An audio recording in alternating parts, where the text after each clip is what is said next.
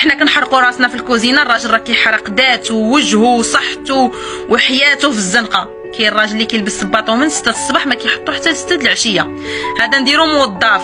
اما هذاك مسكين اللي طالب معاشو خدام غير في البني، يدو من هنا كتجبريها دايره النبابل.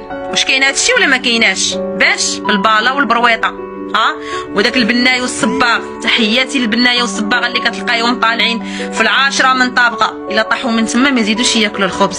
عليه من طالعين تم على ولادهم وعلى عيالاتهم. تجي انت وتقول لهم ما تدخلوش الكوزينه وما تطيبوش لرجالكم ولولادكم.